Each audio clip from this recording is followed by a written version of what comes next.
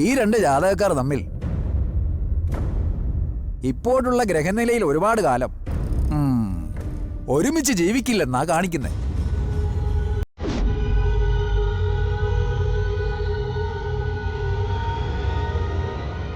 തിരുമേനി പരിഹാരം പറഞ്ഞാൽ മതി, ഞങ്ങൾ ചെയ്തോളാം. ഏറ്റവും അടിയന്തരമായി തന്നെ ചെയ്തോളാം. എല്ലാം വിശദമായിട്ട് പറഞ്ഞുതരാം. അതിനു മുമ്പ് രണ്ടുപേരുടെ ഹസ്തരേഖ ഒന്ന് നോക്കണം.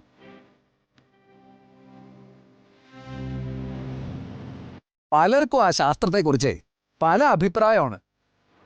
ഞാൻ പഠിച്ച കാര്യങ്ങൾ വെച്ച് നോക്കുമ്പോൾ അനുഭവങ്ങളുടെ ബലത്തിൽ ആ ശാസ്ത്രം തെറ്റാണെന്ന് എനിക്ക് തോന്നിയിട്ടില്ല. നമുക്കൊന്ന് നോക്കാം. അമ്മേ, പേടിക്കണ്ട കുട്ടേ. എന്ത് പ്രശ്നമുണ്ടെങ്കിലും അതിന് പരിഹാരം പറഞ്ഞു തന്ന് അത് പൂർത്തിയാക്കിയിട്ടേ തിരുമേനി മടങ്ങൂ. വിധിയെ മാറ്റിമറിക്കാൻ നമുക്കാർക്കും സാധിക്കില്ല. വഴിയിലുള്ള വിഘ്നങ്ങൾ തടസ്സമാകാതെ വെട്ടിയൊതുക്കാൻ പറ്റും. ആശ്വസിക്കൂ.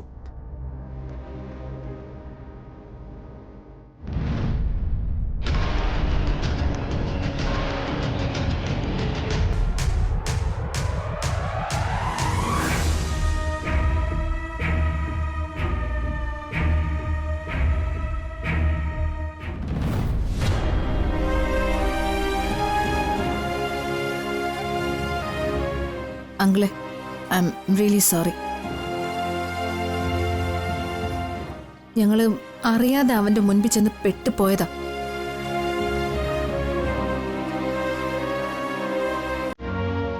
സാറാ, ദേ ഈ മോര് കുടിക്ക്. ആദ്യം രണ്ടുപേരുടെ ഈ അവസ്ഥയൊന്നും ശരിയാവട്ടെ.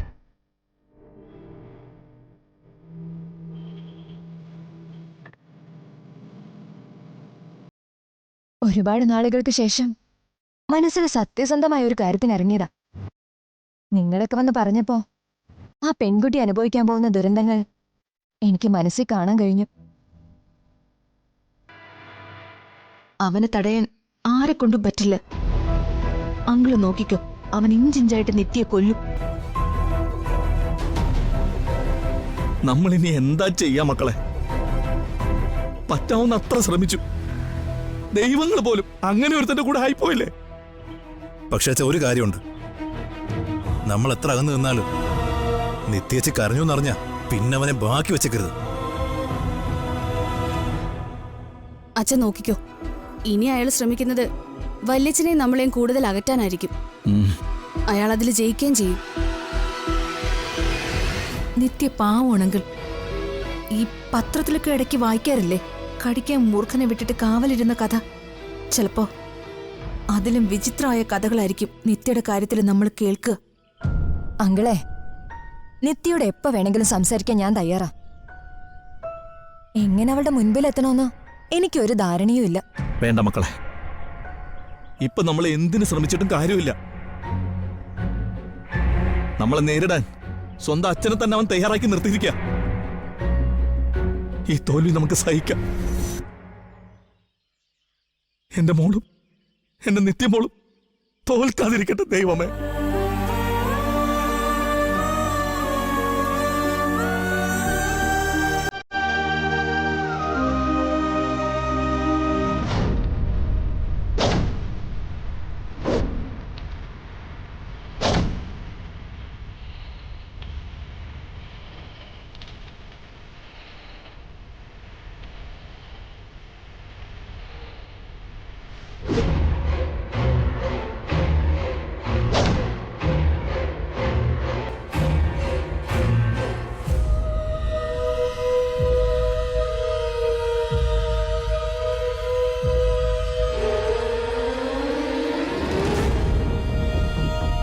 കുട്ടിയെ കൈ ഒന്നുകൂടിക്കണ നീട്ടുക.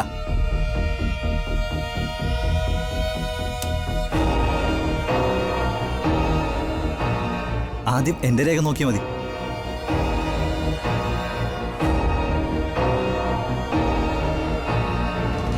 ദേ ചായ. ആ, ആയിക്കോട്ടെ ആയിക്കോട്ടെ. ചായ കുടിച്ചിട്ടാവാൻ തിരുമേനി. ഓ, ആയിക്കോട്ടെ.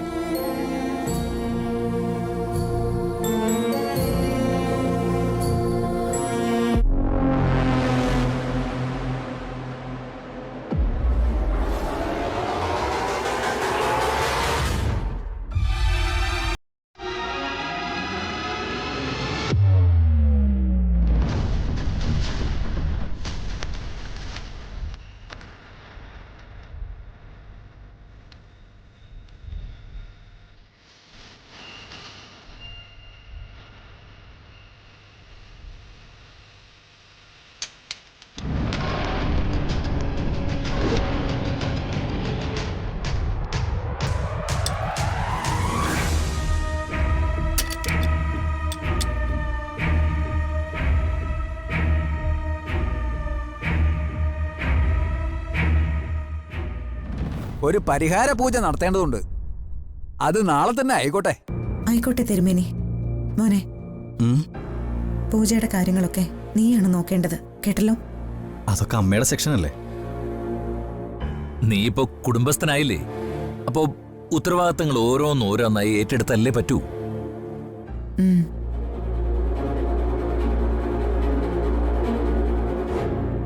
അതിന്റെ തുടക്കം ഈ പൂജയിൽ തന്നെ ആവട്ടെ, അല്ലേ സുജാതെ? തീർച്ചയായിട്ടും. ഇനി എന്റെ മോനെ ഉത്തരവാദിത്തങ്ങൾ പഠിപ്പിക്കാതെ പറ്റില്ലല്ലോ. സാറ് പൂജ പറയണത് എനക്കൊന്ന് പാക്കണം മേഡം.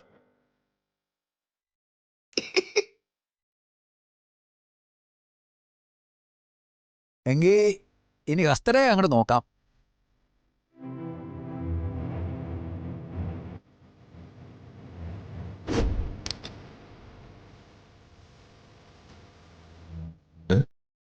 என்ன பாக்குற? என்ன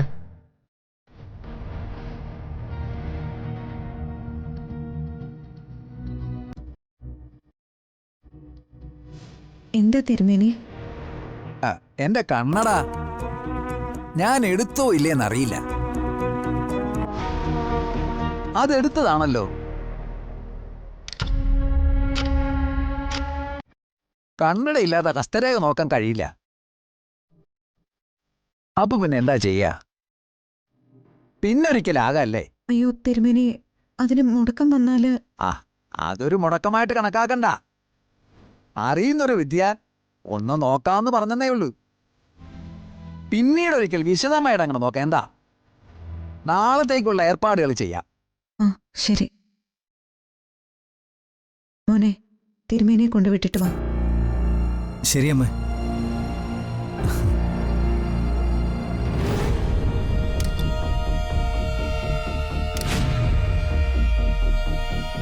അയ്യോ, തിരുമേനിയുടെ കണ്ണട.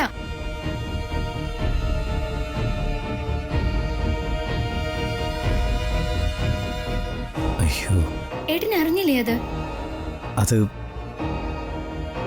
അത് ഞാൻ തിരുമേനി തന്നെ ശ്രദ്ധിച്ചിരുന്നുണ്ട്. തിരുമേനി, സോറി തിരുമേനി. അത് സാരമില്ല. കുഴപ്പമില്ല തിരുമേനി. പോകുന്ന വഴിക്ക് നമുക്ക് കണ്ണട വാങ്ങിക്കാം. അതിന്റെ ആവശ്യമില്ല. എന്നാലും കഷ്ടമായി പോയല്ലോ. ശ്രദ്ധിക്കണ്ടേ മോനെ? ഞാൻ എന്ത് ചെയ്യാനമ്മേ? ശേ, വല്ലാത്ത വിഷമമായി പോയല്ലോ. ஆமா ஆமா അതങ്ങോട്ട് വിട്ടുകളയാ. എങ്കിൽ തിരുമേനി വരൂ. ഓ, എന്നാ ഞാനങ്ങട്. ഓ, ശരിക്കും പറ്റിപ്പോയതാടാ.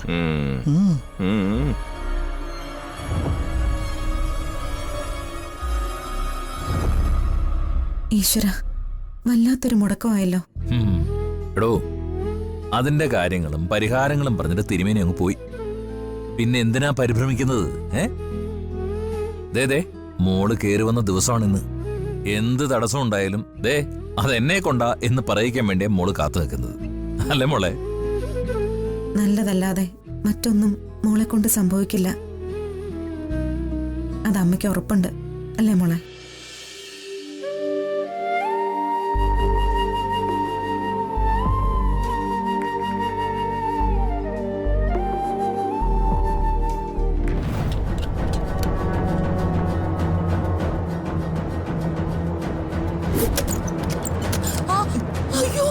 അയ്യോ, എന്തായി കാണിക്കണേ?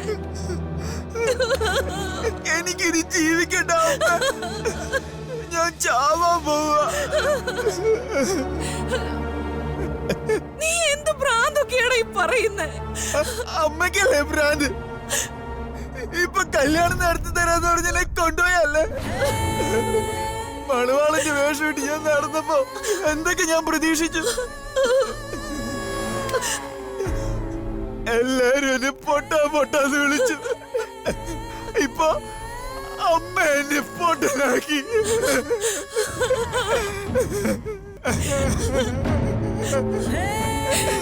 അമ്മയോട് ക്ഷമിക്കണം മോനെ. അമ്മ അവനെ വിശ്വസിച്ചു പോയി. അവസാന നിമിഷത്തിൽ അവൻ ചതിക്കുമെന്ന് ഞാൻ കരുതിയില്ലട മോനെ. അമ്മ ഇനി ഒന്നും പറയണ്ട. എല്ലാം ചെയ്യാന്ന് പറഞ്ഞ് അമ്മ വീമ്പ് പറഞ്ഞോണ്ട് നടക്കുകയുള്ളു. അമ്മയെ കൊണ്ട് ഒന്നിനും പറ്റുന്നില്ല. ഞാൻ ചത്തോളാം. നീ ചത്തുപോയ പിന്നെ എനിക്ക് ആരാണോ ഉള്ളേ? നാട്ടുകാർ നിനക്ക് കുറ്റവും കുറവും ഒരുപാടുണ്ടെന്ന് പറഞ്ഞാലും അമ്മയ്ക്ക് നീയല്ലേടാ ഉള്ളു മോനെ. അമ്മയുടെ മനസ്സ് എന്റെ മോന് ഒരു കുറവും ഇല്ലടാ.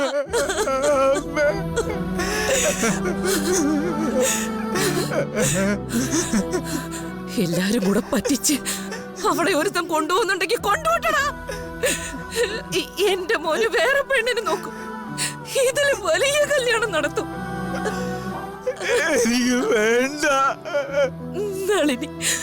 നളിനി നുണച്ചിയും ദുഷ്ടതയും ഒക്കെയാ. എന്ത് ചെയ്യാനും മടിയില്ലാത്തോളുവാ. പക്ഷെ അതൊക്കെ നാട്ടുകാരുടെ കാര്യത്തിലാടാ മോനെ. എന്റെ മോനോട് ഇതുവരെ അമ്മ എന്തെങ്കിലും കാണിച്ചിട്ടുണ്ടോ? നിനക്ക് വേണ്ടിട്ടല്ലാതെ അമ്മ എന്തെങ്കിലും ചെയ്തിട്ടുണ്ടോ? അമ്മ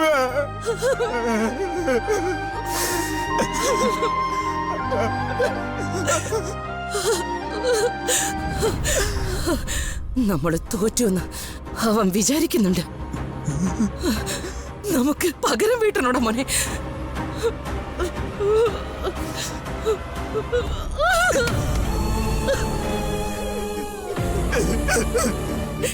അവൻ മനസമാധാനത്തോടെ ജീവിക്കാൻ പാടില്ല. അമ്മ നിന്നെ പിടിച്ച സത്യം ചെയ്യുന്നേ. അവൻ കരഞ്ഞുകൊണ്ട് അമ്മയുടെ മുമ്പിൽ അമ്മ വരുത്തും.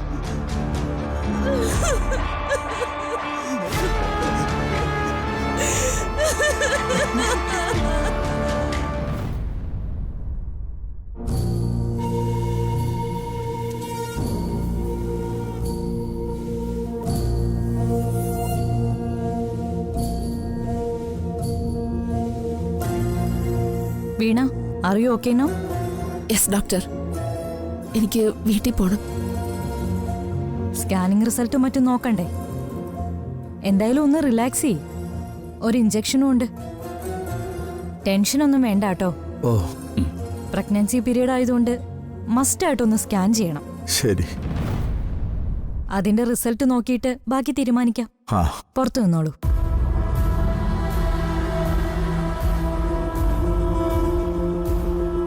റിപ്പോർട്ടെല്ലാം എഴുതിയിട്ട് അരമണിക്കൂറിന് ശേഷം എന്നെ കൊണ്ടൊന്ന് കാണിക്കണം.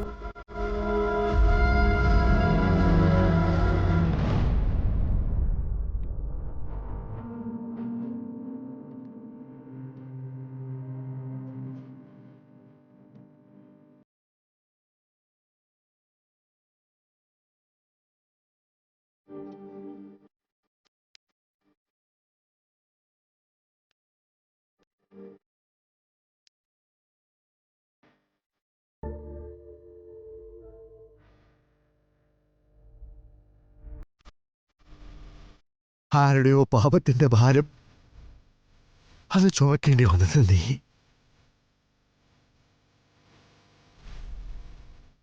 നീ എപ്പോഴും പറയും നിനക്കൊരു ജീവിതം തന്നത് ഞാനാണെന്ന്. എന്നിട്ട് ആ ജീവിതം ഞാൻ തന്നെ തട്ടിപ്പറിച്ചു. എന്റെ മോക്ക് കാൽച്ചുവട്ടിലിട്ട് ചവിട്ടി മെതിക്കാൻ.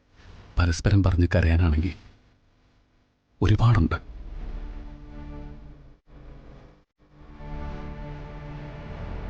വേണ്ട മാവ, നമുക്ക് അങ്ങോട്ടും ഇങ്ങോട്ടും സമാധാനിപ്പിക്കാം. പക്ഷേ എടാ മോനെ, വേണ്ട.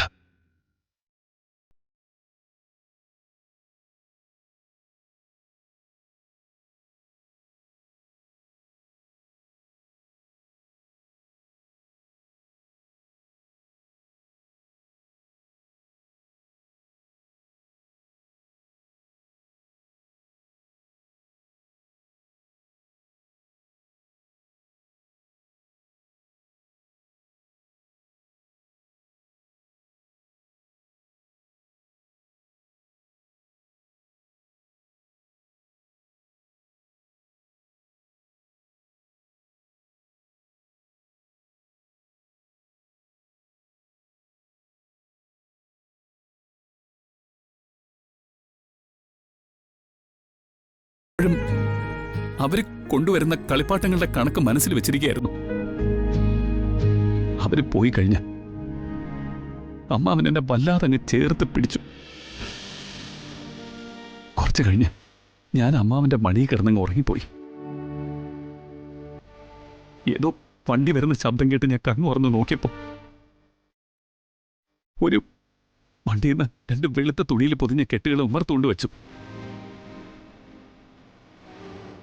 അമ്മാവനും അമ്മായിയൊക്കെ ഒരുപാട് കരയുന്നുണ്ടായിരുന്നു.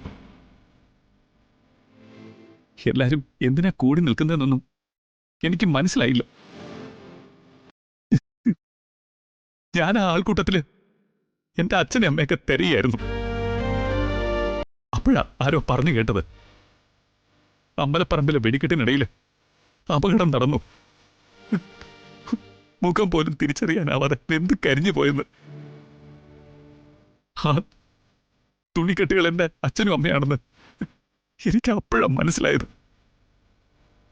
ഞാനതിൽ വീണ് വിങ്ങി പൊട്ടിക്കരഞ്ഞു. കുറെ നേരം കഴിഞ്ഞപ്പോ അമ്മാവൻ എന്നെ എടുത്തുകൊണ്ട് പോയി. അന്ന് അമ്മാവൻ എന്നെ നെഞ്ചിലിട്ടു. എന്നിട്ട് അമ്മാവൻ എന്റെ ചെവി പറഞ്ഞു, ഇനി നിന്റെ അച്ഛനും അമ്മയൊക്കെ അമ്മാവനാണെന്ന്. അന്ന് ചേർത്ത് പിടിച്ചല്ലേ എന്റെ ഈ കയ്യ്. വിട്ടിട്ടുണ്ടോ ഇതുവരെ?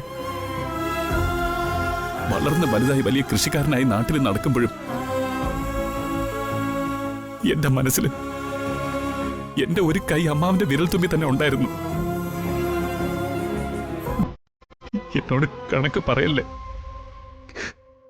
എന്നെ തോൽപ്പിച്ച് കളയല്ലേ.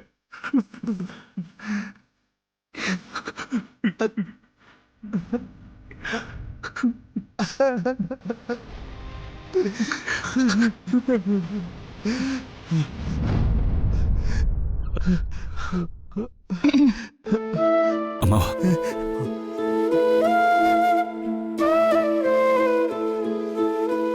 സ്കാനിങ്ങിൽ കുഴപ്പമൊന്നുമില്ല. വീഴ്ച കുഞ്ഞിനെ ബാധിച്ചിട്ടില്ല. വീണ ഇപ്പൊ തന്നെ വീട്ടിൽ പോണെന്നുള്ള പിടിവാശിയില്ല. പക്ഷേ കുറച്ചു ദിവസം ഒബ്സർവേഷനിൽ കിടത്തിട്ട് പോകുന്നതല്ലേ നല്ലത്. അത് മതി. ശരി.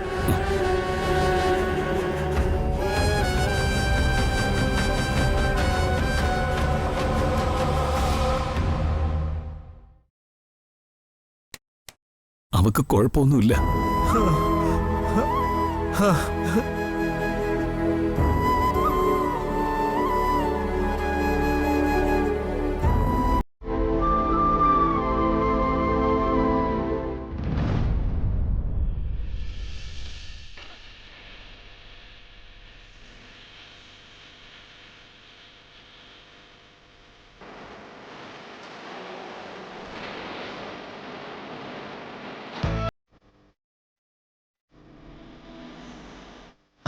വെച്ചുകൊണ്ടിരിക്കുന്നു. സുജാതേ, ഇതൊക്കെ അതിഥികൾ പിരിയുന്നതിന് മുമ്പേ നമ്മൾ നടത്തേണ്ട ചടങ്ങുകളല്ലേ? തിരുമേനിയെ കൊണ്ട് നോക്കിച്ച് മനസ്സിനൊരു സമാധാനം കിട്ടിയിട്ട് വേണ്ടേ ചടങ്ങ് നടത്താൻ.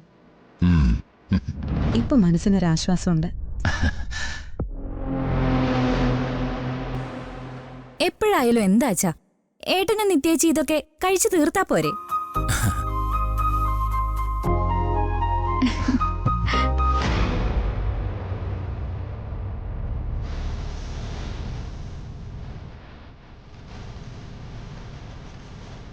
സാറാ,